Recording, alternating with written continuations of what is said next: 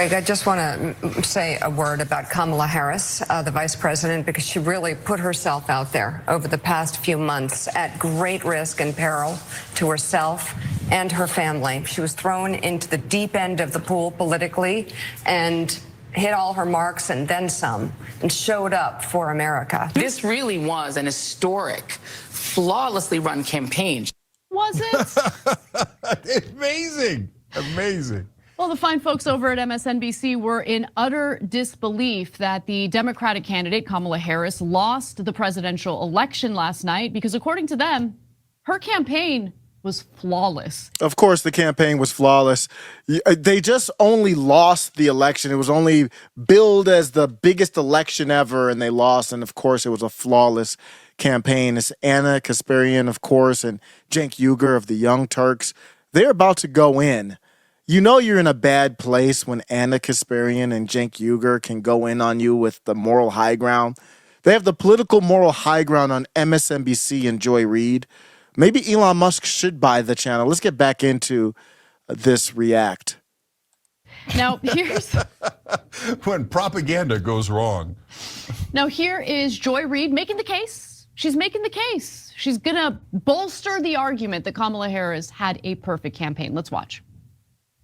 And I think it's important to say that, anyone who has experienced or been in the United States for any period of time and experienced this country's history and knows it cannot have believed that it would be easy to elect a woman president, let alone a woman of color. Let's just be clear. And nothing that was true yesterday about how flawlessly this campaign was run is not true now. I mean, this really was an historic, flawlessly run campaign. Queen Latifah never endorses anyone. She came out and endorsed. She had every prominent celebrity voice. She had the Taylor Swift, she had the Swifties, she had the Beehive. Like, you could not have run a better campaign in that short period of time. And I think that's still true. Okay, but Okay. Queen Latifah hasn't been relevant since what, 96? You got the Queen Latifah endorsement. I'm going to let Ana Kasparian and Cenk go in, but I just want to let it be known, if Queen Latifah is endorsing you in 2024, you're not relevant to anyone outside of Generation X. No wonder she lost. And we're talking about the sexism and people didn't vote because she's a woman of color. You chased away those demographics. All the black and brown, they got chased away. So I don't know where this racism's coming from. Are you talking about the large percent of black and brown people that didn't come out, that did in 2020? Let's hear what Ana has to say. Cenk, Queen Latifah. Oh my God, you got Queen Latifah? Queen Latifah. Okay, thank God we're going to be in the White House. I wonder who her cabinet's going to be, because she ran a flawless campaign. She said you couldn't have done it any better. She lost. You don't think you could run a campaign any better than losing? She was. That's amazing. She lost the popular vote. Okay. Jesus Christ, what kind of alternate reality do they live in? Kamala Harris ran on the message of saving democracy as she was campaigning alongside a neoconservative like Liz Cheney, who ran interference, provided cover for the Bush administration, which violated our constitutional rights and suspended habeas corpus. What's happening here is that MSNBC is admitting that Donald Trump is the people's champion. That's what they mean by that. They're saying that Donald Trump is so beloved by citizens. That's what Joy Reid is saying. That's what Ana and Cenk are ignoring as well. She's saying that Donald Trump is so beloved by the American people that Kamala ran a perfect campaign and had no chance. That's what they're really saying, but they don't want to say it. This part here where they're talking about, well, they didn't go in on the Rust Belt, basically. Liz Cheney doesn't sell in the Rust Belt.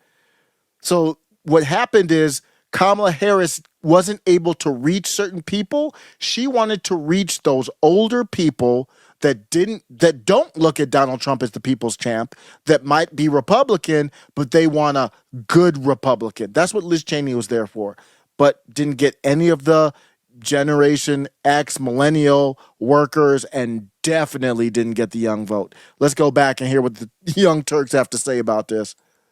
Just something to keep in mind. But she was a perfect candidate, Cenk. Perfect candidate. It's just that she was a black woman. And no country would ever elect a black woman, or the United States, of course, because we're just inherently a racist, terrible country, of course.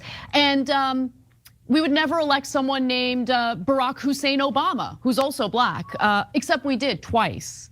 So, and he polled at 83% popularity after his first victory.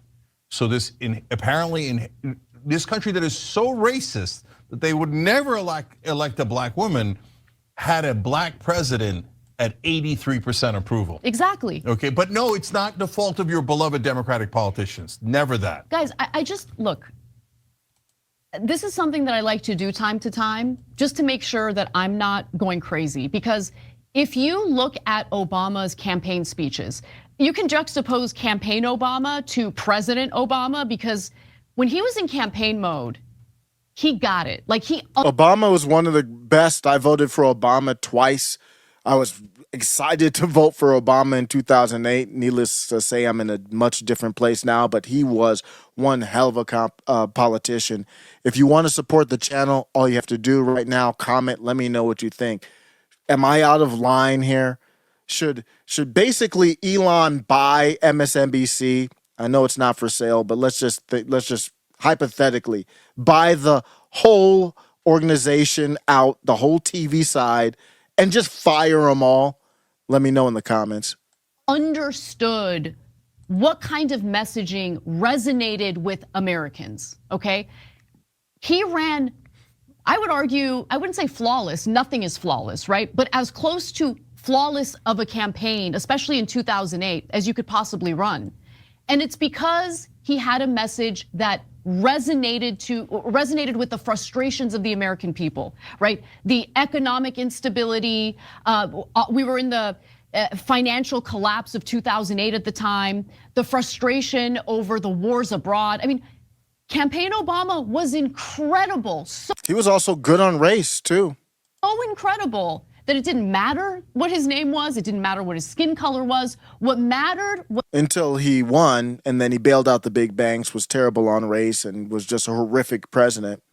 Dropped more bombs than any other president. Was the substance of what he was saying. We didn't know what Kamala Harris really stood for. We didn't. Let's be real about that.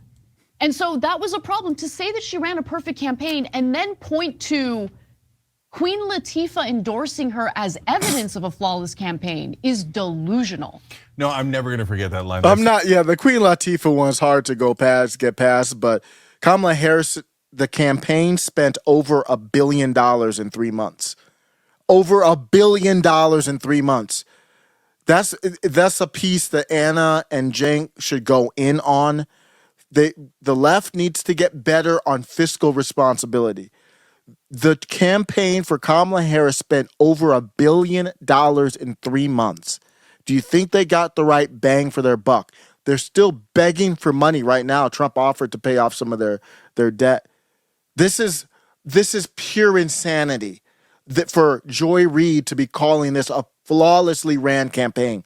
Famously, they built out a hotel room for over $100,000 for this Call Me Daddy podcast. It got a fraction of the views that Donald Trump got on one of the podcasts he got on. Pick it, Joe Rogan or whoever else. And Kamala was offered to go on Joe Rogan for free. Let's get back to this more of this left eating the left. Now, instantly one of my favorite lines. It's like an ESPN classic. She ran a perfect campaign. She got Queen Latifah. What more could any candidate do? And then she added, she had every prominent celebrity. Totally oblivious to the fact that nobody gives a goddamn about your stupid celebrities. You care about them because you're like, oh, celebrities, oh my God. You guys are so precious, right? But what does a guy who's a steel worker in Pennsylvania care about Queen Latifah or even Beyonce or whatever? So look, I don't mind the celebrity endorsements. Maybe they help around the edges. Maybe Taylor Swift got some younger voters in, although younger voters didn't show up to vote because they didn't get anything from the Democratic Party. They would have much preferred student debt relief. than Queen Latifah or Beyonce, okay?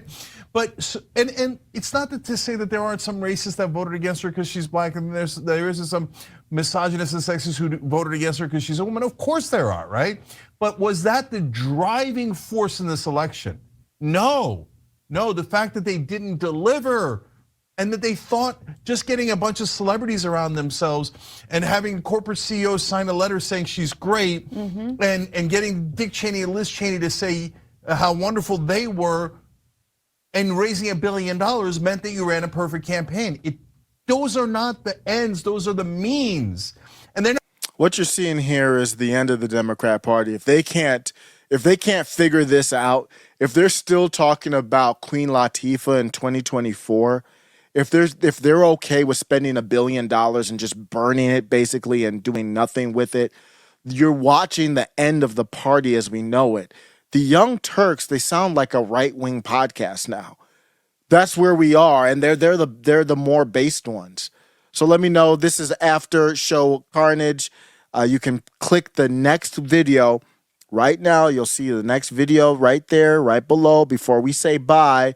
But I need to hear from you. I need to see this. I need the people to speak. Is the country shifting right? Is Joy Reid going to get fired? And are the Young Turks based? Let me know.